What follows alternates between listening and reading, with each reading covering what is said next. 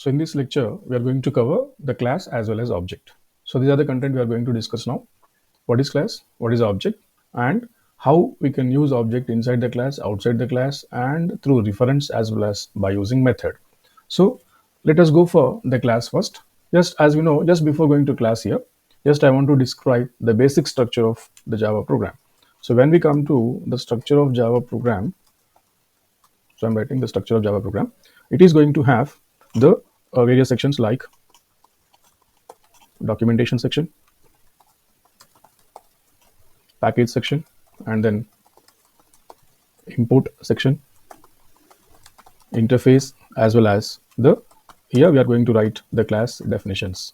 So inside the class we are going to write the variables. We can call it as class variables and the normal variables and class variables we are going to discuss. We are going to have here. So variables and class variables we are going to have. Then after main method we are going to have. Then after other methods and behaviors. So now before going to class here, just I want to describe where we are going to write class here. So here we are going to write in the class definition, and before class definition we need to write any documentation section, packages, imports, as well as interface sections. And inside the class we are going to write the variables as well as the class variables, main method, and other methods as well as behaviors we are going to have. So when we come to the documentation section, in general, which is used to describe the purpose of the program, like who wrote the program, author details and version, comments, a single line comment, multi-line comment, and documentation section comment line. Whatever the text we wrote inside the comment line, that is not going to be considered by the Java compiler or the interpreter. So we can write any number of comment lines inside the program. And if you feel one particular function is important for you, whenever you are going to refer next time, instead of searching again, simply you can write comment there, so that by referring the comment you can understand what is the purpose of that particular line and what is the purpose of that particular method. In the same manner, any number of documentation lines we can write here, and Java supports single line comment, multi-line comment, as well as the documentation line comment. So after comment line, we are going to have package section. We'll discuss later in detail about package. So in general, this particular package section is optional here. Based on the requirement, we can write. And after the documentation section, we are going to write the packages here.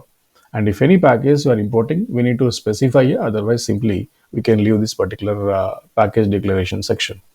So we declare the package name in which the class is going to be placed here, so that if the class belongs to a specific package, so we declare it at the beginning, as I said now.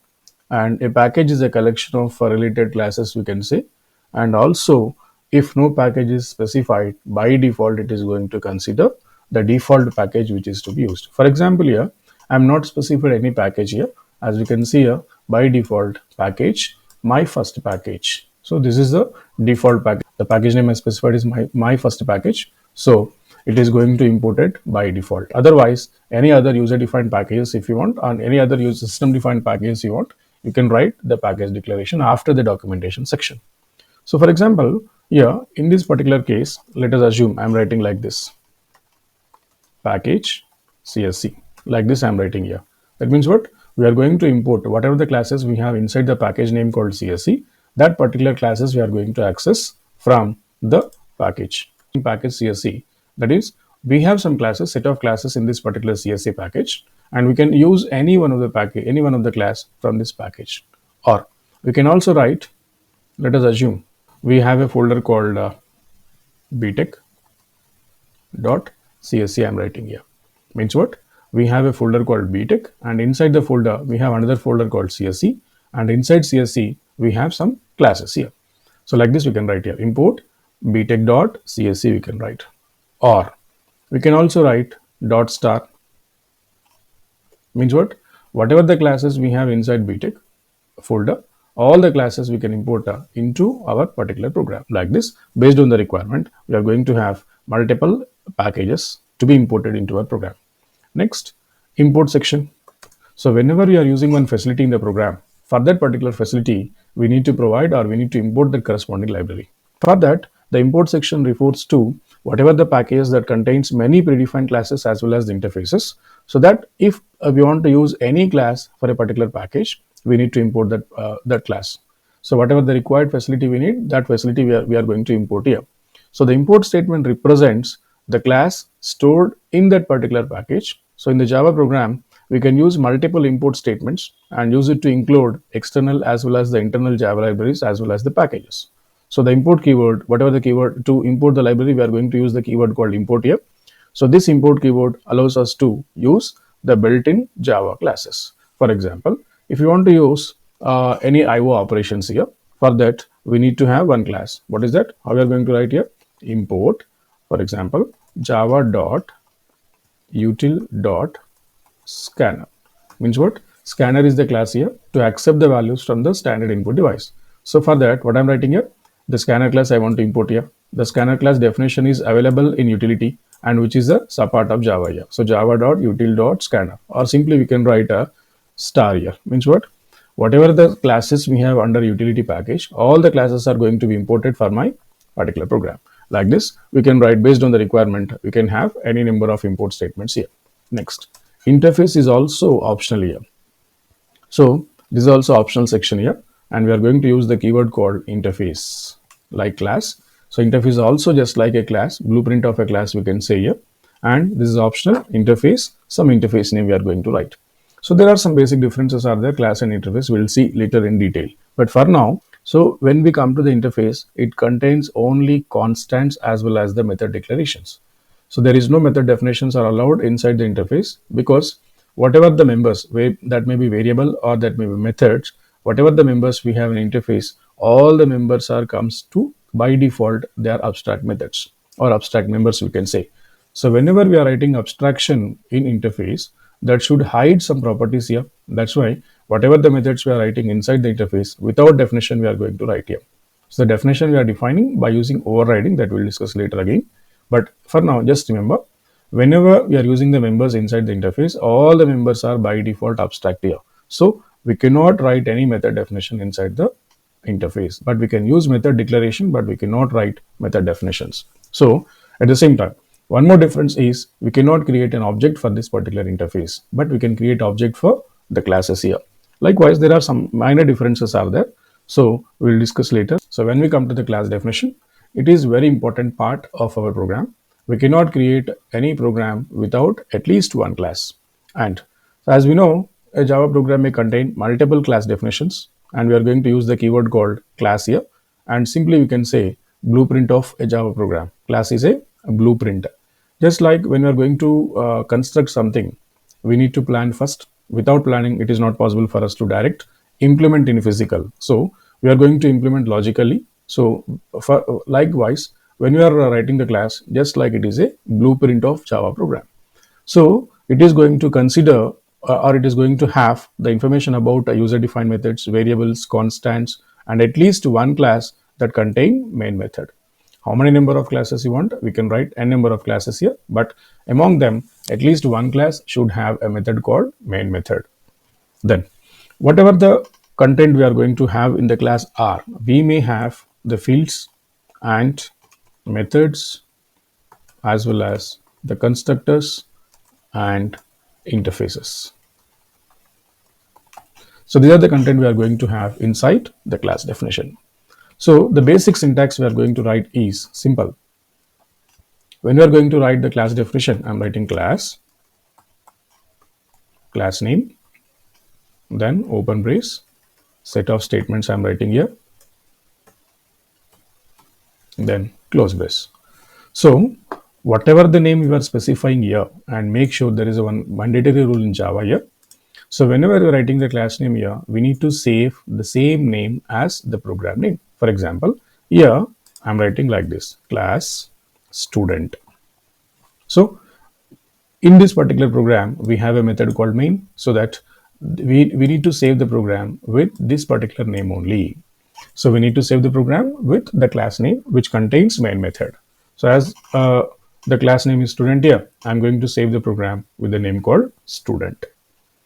So now, when we come to the variables as well as the class variables, so these we can define variables as well as constants that are to be used later in the program.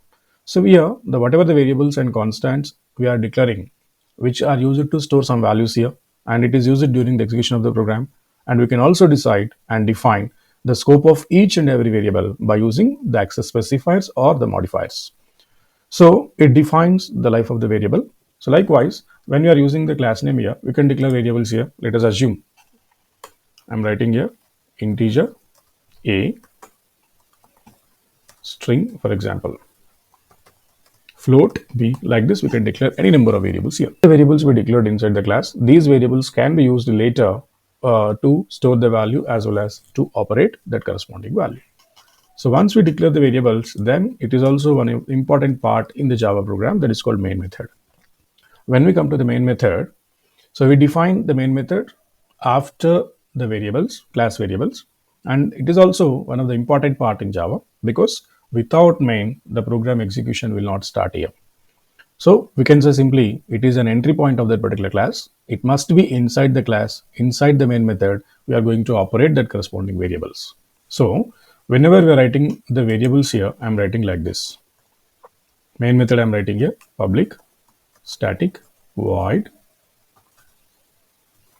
main string arguments open brace then close brace. So like this we are going to have main method here. So when we come to the main method, inside the main method also we can declare the variables as well as the methods here, and whatever the members we have inside the class, that particular members we are going to access inside the main with the help of an object here. We'll see what is object here now. So when we come to the main here, we are using the keywords called public static void main. What is public here? We can call this as a access specifier for this particular method called main. So for main, the public is the access specifier. That means what? We can access publicly whatever the members or whatever the statements we have, that particular main method is going to be accessed publicly. So the public keyword is used to specify the accessibility of that particular class. That means we are saying this particular class is public class we are going to have. So whatever the methods and whatever the other members we have inside the class, that particular members are to be accessed with the help of public. Like this, we can for class also we can write public here. Public class student means what? Whatever the members we have inside the class, all the members are considered as the public.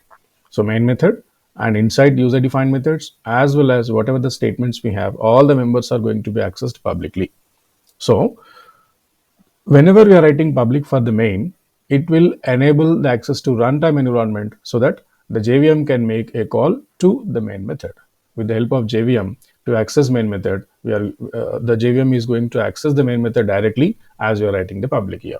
And then static. What is static here? If you remove static, we are going to get an error. For example, I'm not writing static here, simply public void main I'm writing here. So this particular static keyword usually represents instantiation for a particular method. Means what? We are going to represent the static to refer a particular method. Means whenever we are accessing the method, as we said now, whatever the members we have inside the class, if you want to access the members from main method, we need to create an instantiation or we need to create an object for that particular class.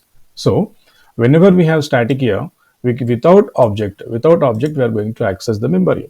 Why we need to write static here? If you are not writing static, why you are going to get an error? Means as the static is referred as an instantiation which is which is to be called at runtime, and it should be declared as a static because we don't have any object to access the main method here. If we don't declare as a static for the main method, JVM cannot directly access the main method. As we are saying that the main is the method to be accessed by JVM directly because we have a static here. The main method is static.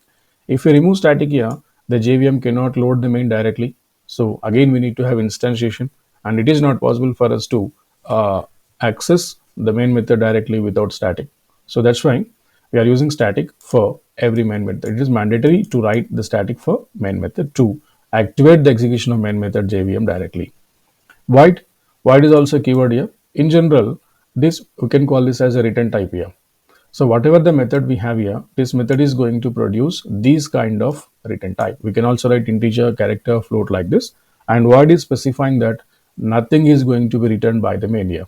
So null value is going to be returned here. So when the main program executes, when that particular main program execution completed, Java program also terminates here. So if you're trying to return anything after the program execution terminates, there is no meaning for that. So that's why we are, if if you're trying to return any value after the program termination, definitely it will throw the compilation error, because program execution terminated. After terminating the program execution, how we are going to get the output here, how we are going to return some value here. That's why void is the return type which specifying nothing is to be written by the main method. Once the main method is completed, the Java program also terminate here. So that's why after termination, if you're trying to return any value, definitely we are going to get a compilation error. And then next, main is a main method here. We need to write in small letter, and then string argument. So this is a kind of array of type string here. As you can see, argument is the type of array and of type string. So Java main method accepts the command line arguments. Based on the requirement, we can provide any number of command line arguments, and these command line arguments are by default string data type. So we can pass command line arguments from Java runtime environment, runtime configurations during execution of the program or during the running of the particular program. Then, so main method, then go for the last section called other methods as well as behaviors. So in this section, whatever the functionality of the particular program by using the methods, and these methods are set of instructions we can see, or simply collection of instructions we can say, and that we want to perform whatever the operation we are going to perform. That for to perform that particular operation, we are going to write some set of instructions inside the method. So method is a collection of instructions or statements we can say. These instructions will be executed at runtime and perform whatever the operations we specified. That operation is going to be performed here. For example, I'm writing one class here. So public class student, two variables I'm writing here, and inside the main method, I'm writing some, for example, void display. Then open brace, some set of statements I'm writing here.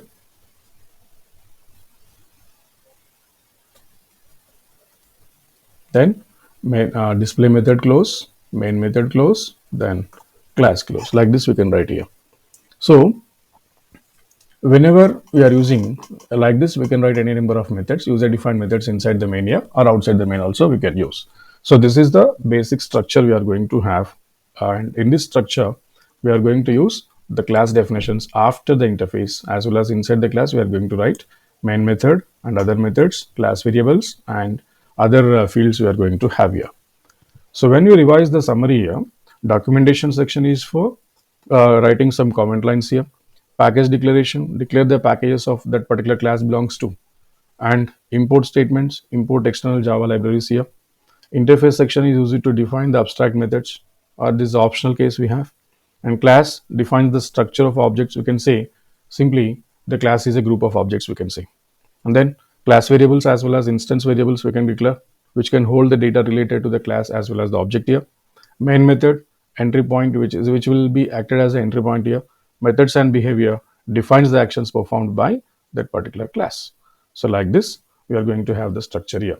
Now, so we'll discuss what is class and what is object. So when we come to the class here, it is like a template. We need to follow that template appropriately. At the same time, in simple words, we can say the class is a blueprint of Java program, where we are going to have various methods including main, and also we are going to access that corresponding methods with the help of objects which are to be created. So when we come to the object here, we can call object is an instance of that particular class. That means what? Whatever the members we have inside the class, all the members we are going to access from that corresponding object.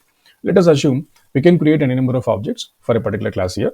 Let us take one simple example here. I want to buy a wallet for me as well as for my friend. So I bought two wallets, one for me and one is for my friend. Now, so buying a wallet is an object here. How we are going to use that particular object here? That based on the requirement again. So whatever the items I kept in my wallet, I cannot instruct my friend to keep the same or similar items in his wallet also, because according to my requirement, I'm using my wallet. According to his requirement, he is going to use his wallet. So whatever the items I placed and which order I placed, in the same order, it is not possible for him to keep, and the same items it is also not possible to keep here. So like this, we can define, there are multiple definitions are there for object here. So object can be defined as a real world entity we can call, or it is a runtime entity we can call, or the object is an entity which has state and behavior, and object is the instance of the class. Any definition we can write. So we are going to represent the class with the help of an object. or simply object is an instance of that particular class. So whatever the entity, whatever the physical entity which is having characteristics, what are the characteristics here? Every object is going to have its own state, behavior, and identity. So what is state here? Which is representing the data of an object here. When we come to the state, it is going to represent, for example, the state is when it is going to represent the value of that particular object here. Then it should have behavior. It should have behavior. What is a behavior? Which is used to represent the functionality of an object, like deposit, withdraw. If we take an account here, so what is the behavior? We can deposit as well as we can withdraw. When we come to the identity, so an object identity is typically implemented by the unique value, or the value of ID is not visible to the external user. However, it can be used internally by JVM to identify each and every object uniquely. Though, whatever the entity which is having state, behavior, identity, the entity which is having these three characteristics will be considered as an object here. For example, if you take a pen, let us assume pen is an example and pen is an object here. So what the pen is also having the state, behavior, as well as identity. What is the state here? Like name. How we are going to represent that particular pen? Let us assume I am taking the pen called Reynolds here. So the color is white. So these are the state of that particular object.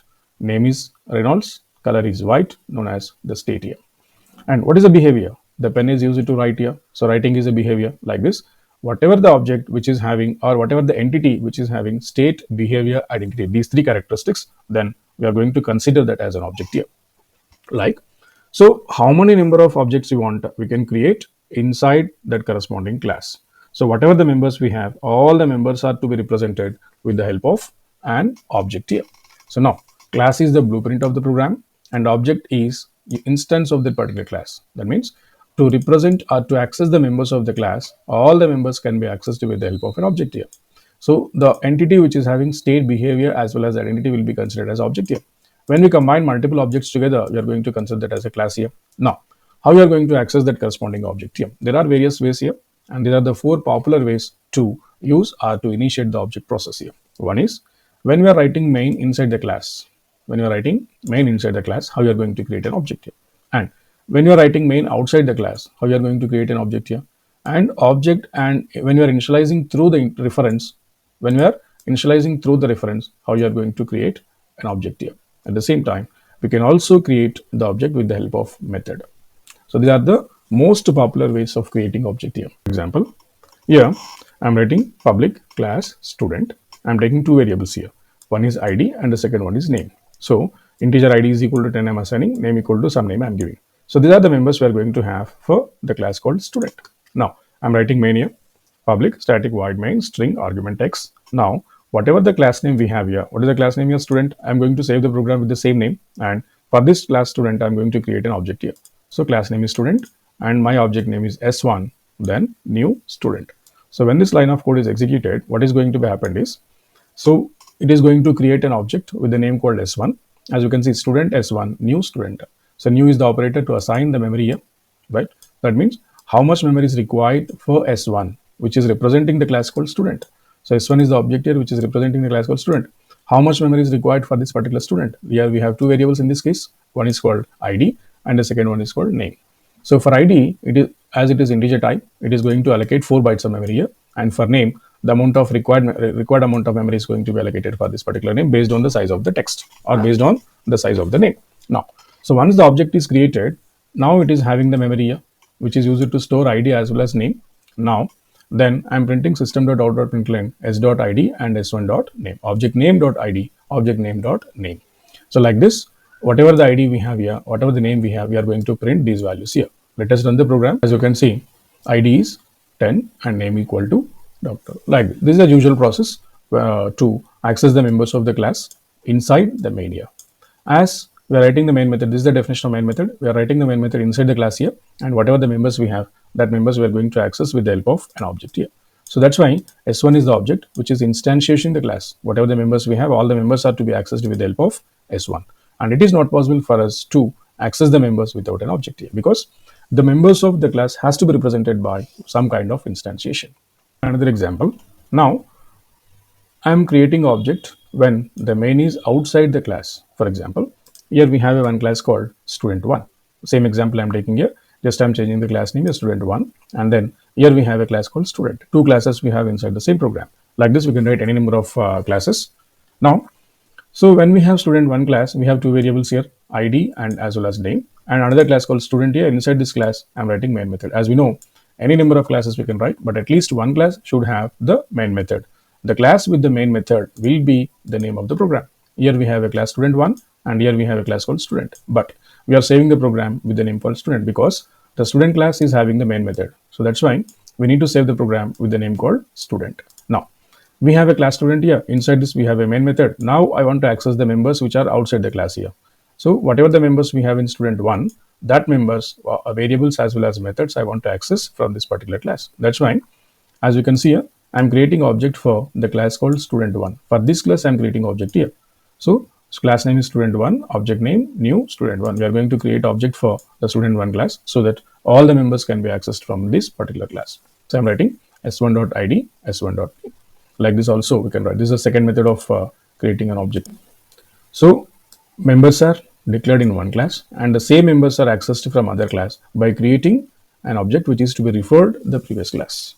So this is second method. Now, so the third method of creating object is initialization through the reference. We can also create an object by referring also. For example, here the class name is student2 and we have two variables here, ID and name, same example, and then the next class is student here. I'm referring here student2 s1 equal to new student2. For student2, I'm creating object here so that we can access all the members. And we can also assign s1.id is equal to 101 and s1.name equal to some name. We are going to print s.id, object name.id and object name.name. With this also, we are going to have here. So when we run this program, the whatever the referring values we have, that reference are also will be printed here. So instead of assigning the values here, we can also assign the values from the second class for the variables which are declared in the previous class. Like this, we can create any number of objects here. For example, I'm copying the same code here. So I'm pasting here and now I'm changing the object here. Let us assume my object name is obj. So student2 obj new student2. For the same class, I'm creating another object here. And now I'm changing the object name here, obj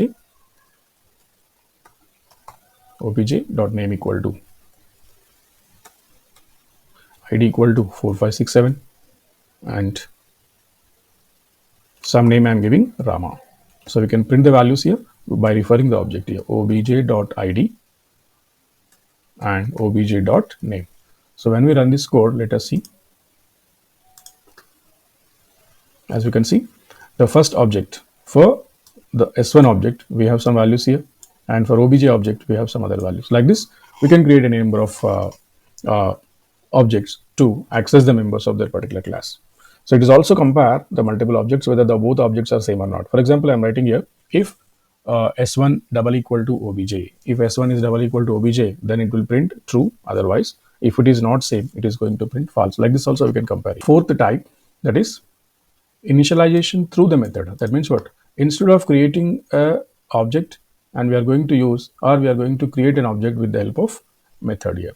So for that, let us assume I'm writing one class here, class student4. I'm taking two numbers, two variables here and two members. That is one variable is roll number and name is two variables we declared here. And also we have a method called insert record and we have a method called display information. So insert record is now, as you can see, let us take one simple example here. Here I am writing roll number equal to 10, name equal to XYZ I am writing here. So roll number equal to 10 and name equal to XYZ I am writing. Here, what is going to happen is, whenever we are creating object here, these values are to be assigned. But apart from these values, we can also share the user defined values. For example, here I am writing like this here. Let us assume I am creating one more object here.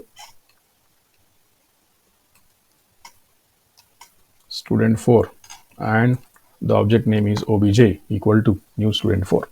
Now, I am not passing any values here. Then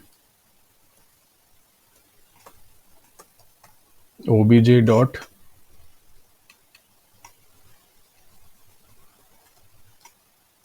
display information means, as you can see here, We have student4 class and two variables are there, two methods are there. One is for inserting the record, second one is called displaying the information. Now I'm writing the main class here. Inside the class I wrote a main method. Now I'm creating three objects here. One object is s1 for student4 class and s2 also for the same class and obj also for the same class. So first class student4 we created three objects here. One is called s1, s2 and obj. Now when I'm using the insert record method to insert the values here, for s1 and s2 I'm using the insert record method. For object s1 I'm giving two, for object s1 we are giving two values here. One is id as well as name, and then for s2 also we given some other name, then id as well as name. Now s1 dot display information, so this information has to be displayed here. What is it? Roll number and name. What is the roll number here? 111. What is the name here? Bharat. In the same manner, s2 dot display information, we have already passed values here. For s1 and s2 we have passed their values. So for s2 dot display information will display these two values here, that is 222 as well as the name. Then the next is obj dot display information. For this we didn't use any method here. Obj dot insert record method we didn't call and we didn't pass any values here. But when it is going to display information, it is taking the default values. What are the default values here? 10 and xyz. So whenever we have default values, the default values are to be considered here, and whenever we are passing the updated value, these values are considered instead of the default values. Let us see what output we are going to generate for this particular program. As you can see, for s1 these values are displayed here, for s2 these values are displayed here, and for obj, as we didn't pass any value, the default values are going to be considered. So 10 and xyz will get. So I hope you got some clear idea about what is class and object. Still, if you have any queries, simply comment on me so that I'll try to reply with more examples. That's all for now. Thank you. All the best.